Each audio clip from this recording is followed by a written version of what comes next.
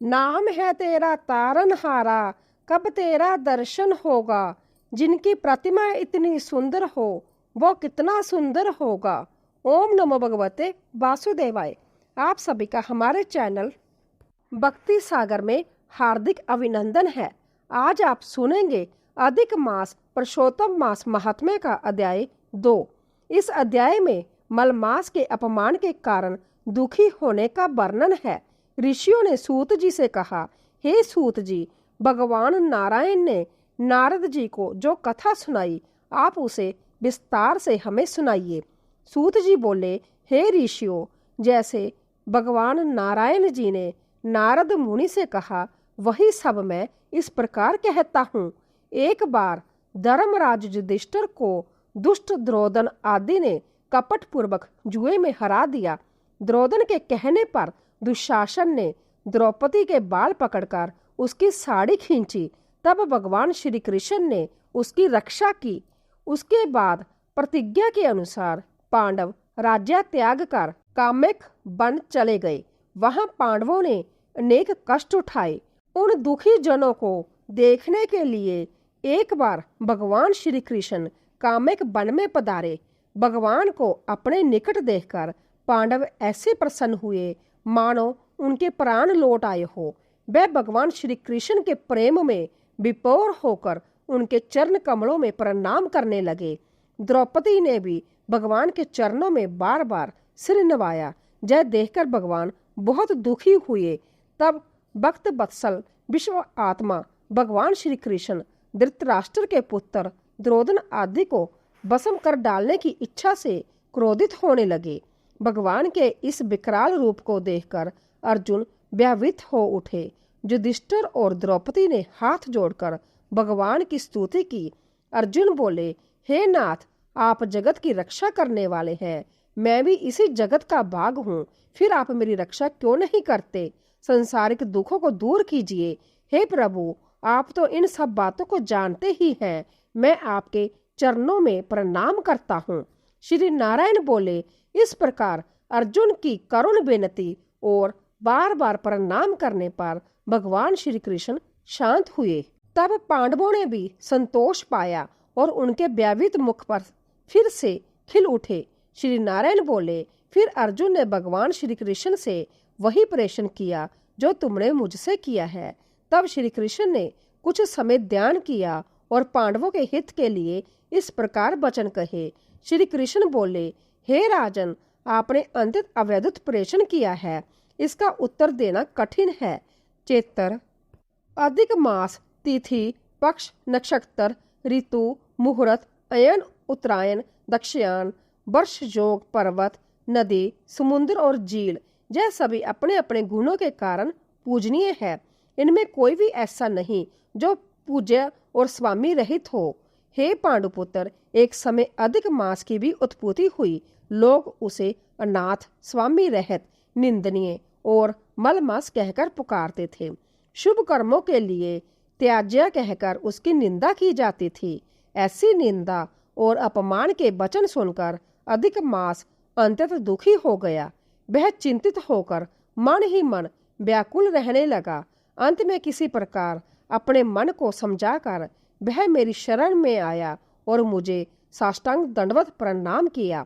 मेरे दर्शन करके उसने हाथ जोड़कर आंसुओं से भरी आंखों से प्रार्थना की। सूत जी बोले, इस प्रकार नारायण का कथन सुनकर नारद जी ने पूछा, हे प्रभु, अधिक मास जो संसार के पापों को हरने वाला है, जो जोगियों को भी दुर्लभ है, वह भगवान विष्णु के पवित्र लोक में जाकर क्या बोला? भगवान मुकुंद के चरण कमलों की शरण में जाकर उसने क्या प्रार्थना की? कृपा करके बताइए। अगले अध्याय में आप सुनेंगे अधिक मास का भगवान श्री हरि की शरण में जाना। इसके साथ ही अब आप सुनिए श्रीमद् भागवत गीता का प्रथम अध्याय। धृतराष्ट्र बोले, हे संजय, धर्मभूमि कुरुक्षेत्र में युद्ध की इच्छा से एकत्रित हुए मेरे और पांडु के पुत्रों ने क्या किया? संजय बोले, उस समय राजा द्रोदन ने पांडवों की विशाल सेना को देखकर द्रोणाचार्य के पास जाकर कहा, हे आचार्य, आपके बुद्धिमान शिष्य द्रुपद पुत्र धृष्टद्युम्न द्वारा व्यवस्थित की गई इस विशाल सेना को देखिए। इस सेना में भीम और अर्जुन के समान महान धनुर्धर और शूरवीर है। सत्याकी, विराट, महारथी राजा द्रुपद, दुष्टकेतु, काशीराज, पुरंजित, कुंती भोज, शैब्या, पराक्रमी, युद्धमन्यु, उत्मौजा, सुभद्रा पुत्र अभिमन्यु और द्रौपदी के 5 पुत्र जय सभी महारथी है। हे ब्राह्मण श्रेष्ठ, अब हमारे पक्ष के प्रधान योद्धाओं को भी जान लीजिए। आप पितामह भीष्म, कर्ण, कृपाचार्य, अश्वत्थामा, विकर्ण और सोमदत्त पुत्र भूरिश्रवा आदि अनेक वीर योद्धा हमारे पक्ष में है। यह सब मेरे लिए प्राण त्यागने को तैयार है और युद्ध कला में निपुण है। भीष्म पितामह द्वारा रक्षित हमारी सेना अजय है, जबकि भीम द्वारा रक्षित पांडवों की सेना जीतने योग्य है। इसीलिए आप सब अपनी अपनी जगह स्थित रहकर पितामह भीष्म की रक्षा करें। द्रोणन के जय वचन सुनकर पितामह भीष्म ने सिंहनाद के समान गर्जना करके अपना शंख बजाया। उसके बाद शंख, नखाड़े, डोल, मृदंग और रणभेरी आदि एक साथ बज उठे। उनका शब्द अत्यंत भयंकर था। तब सफेद घोड़े से युक्त उत्तम रथ में बैठे श्री कृष्ण और अर्जुन ने भी अपने दिव्य शंख बजाए। श्री कृष्ण ने पंचजन्य शंख बजाया और अर्जुन ने देवदत्त नामक शंख, भयंकर कर्म करने वाले भीमसेन ने पौंड्र नामक महाशंख बजाया। राजा युधिष्ठिर ने अनंत विजय शंख बजाया तथा नकुल और सहदेव ने सुघोष और मणिपुष्पक नाम शंख बजाए। काशीराज, शिखंडी, दुष्टद्युम्न, विराट, सत्यकी, द्रुपद, द्रौपदी के पुत्र और अभिमन्यु आदि सभी ने अलग अलग शंख बजाए। उन शंखों की ध्वनि से आकाश और पृथ्वी गूंज उठे और धृतराष्ट्र के पुत्रों के हृदय भय से कांप उठे। तब कपिध्वज अर्जुन ने धृतराष्ट्र के पुत्रों को युद्ध के लिए खड़ा देखकर धनुष उठाया और श्री कृष्ण से कहा, हे अच्युत, मेरे रथ को दोनों सेनाओं के बीच में ले चलिए ताकि मैं युद्ध करने वालों को देख सकूं और जान सकूं कि मुझे किन किन के साथ युद्ध करना है।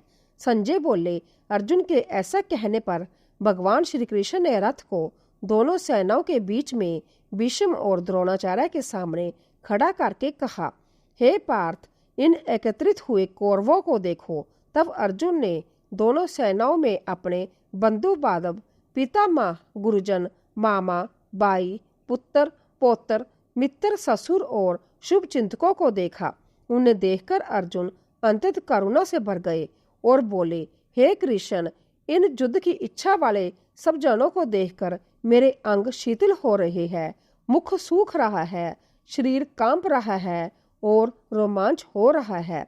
गांडीव हाथ से गिर रहा है और त्वचा जल रही है। मेरा मन भ्रमित हो रहा है और मैं खड़ा भी नहीं रह पा रहा हूँ।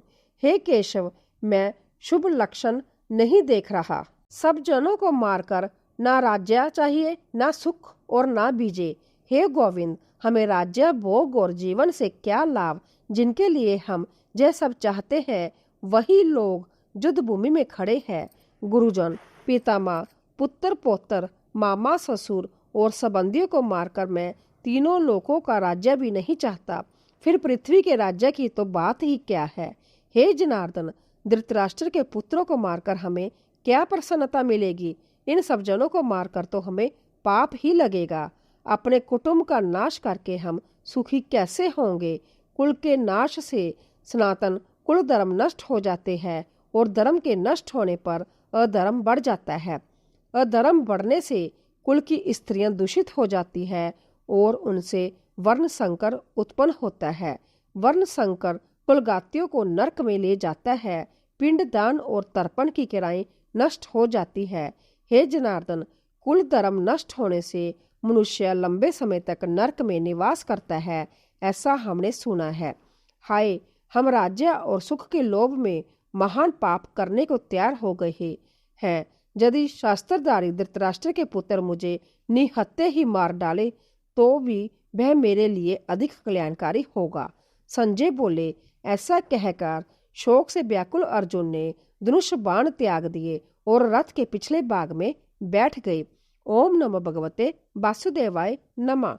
श्रीमद् भागवत गीता का प्रथम अध्याय समाप्त हुआ। जो मनुष्य इस अध्याय को पढ़ता, सुनता और उसका अभ्यास करता है, वह भगवान श्री विष्णु के लोक को प्राप्त होता है। यह थी आज की कथा। आशा करती हूँ आपको आज की कथा पसंद आई होगी और आप हमारी आने वाली वीडियो का भी इंतजार करेंगे। जय श्री कृष्ण। राधे राधे।